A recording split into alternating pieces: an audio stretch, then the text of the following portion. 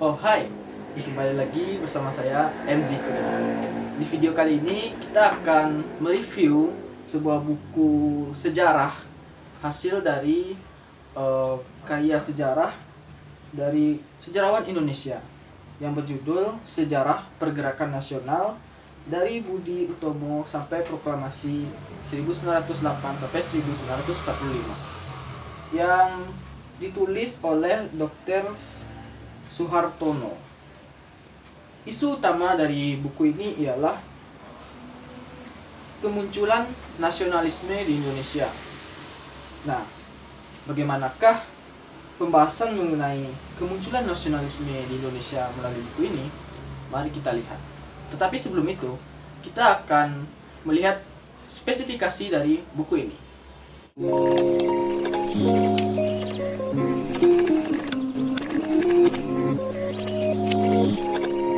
Sebelum memulai video ini, berikut adalah review dari buku Sejarah Pergerakan Nasional.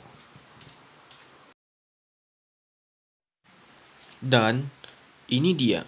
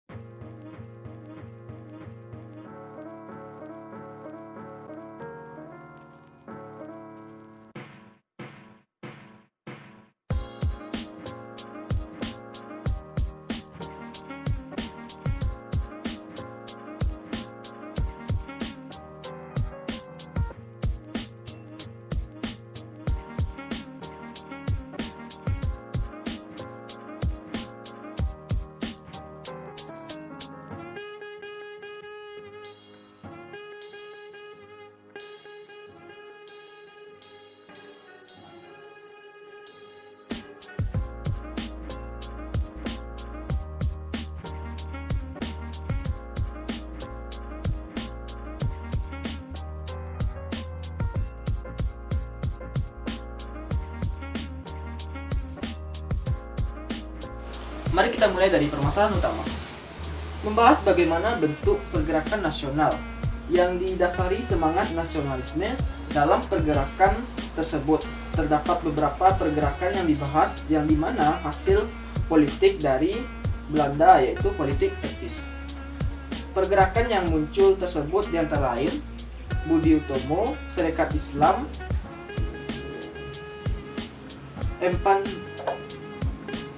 Emansipasi Wanita, Indische Party, Muhammadiyah, Ahmadiyah, Partai Arab Indonesia, aliran-aliran Islam lainnya, Nahdlatul Ulama, Serikat Islam, Partai Komunis Indonesia, dan kelompok studi mahasiswa. Buku ini menguraikan sejarah revolusi Indonesia secara begitu komprehensif dan karya yang menggambarkan sejarah Indonesia periode mempertahankan kemerdekaan Indonesia 1945 hingga 1950. Selama dijajah VOC dan Belanda Company, masyarakat Indonesia mengalami proses kemiskinan massal dan proses diferensiasi kekayaan berdasarkan daerah keturunan. Dalam struktur kekuasaan kolonial, pemerintah Company menempati struktur paling atas. Di Indonesia sendiri, masa kolonial, kekuasaan menentukan kesejahteraan. Kekuasaan menentukan ekonomi, orang berharta jika ia berkuasa. Dan ada juga beberapa orang pribumi yang berkesempatan sekolah di negeri Belanda. Dalam wacana nasionalisme, istilah kaya miskin melekat dalam wacana orang-orang luar dan dalam, orang putih, orang berwarna, orang Eropa dan orang Asia, penjajah dan terjajah, asing dan pribumi, dan akhirnya Belanda Indonesia. Maka pada awal abad 20, lantaran melahap wacana nasionalisme, para pribumi yang belajar di dalam atau di luar negeri menggunakan istilah Indonesia, bukan lagi hanya istilah antropologi atau budaya belaka, namun juga politik. Dalam rapat solidaritas antar negara berhaluan komunis, selalu membahas mengenai kejayaan bangsa Eropa kapitalis melalui kolonialisme. Kita lanjut ke tujuan dari penulisan atau pembuatan dari buku ini. Sudah jelas dalam buku ini tujuannya adalah penulisan sejarah. Sejarah mengenai munculnya pergerakan nasional melalui Budi Utomo yang menghasilkan semangat untuk kemerdekaan atau merdeka hingga 1945 dapat terlaksana.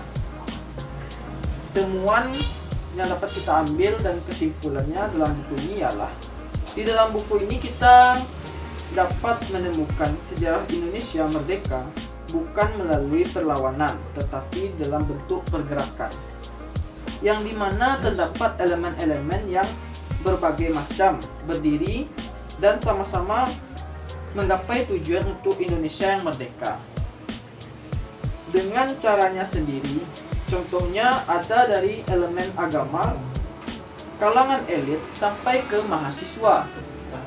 Kesimpulan yang dapat kita tarik dari buku ini ialah perjuangan kemerdekaan tidak hanya dilakukan melalui perlawanan, tetapi harus juga melalui cara politik, yaitu pergerakan. Dan dari buku ini kita mengetahui kemerdekaan tidak serta-merta langsung terumuskan, tetapi di dalamnya terdapat elemen-elemen yang mengusahakan cita-cita besar tersebut, sehingga dapat menjadi suatu dinamika kehidupan berpolitik di Indonesia. Mungkin sekian dan dari review singkat saya mengenai buku ini. Saya M. Zikri, mohon maaf atas segala kesalahan. Wassalamualaikum warahmatullahi wabarakatuh.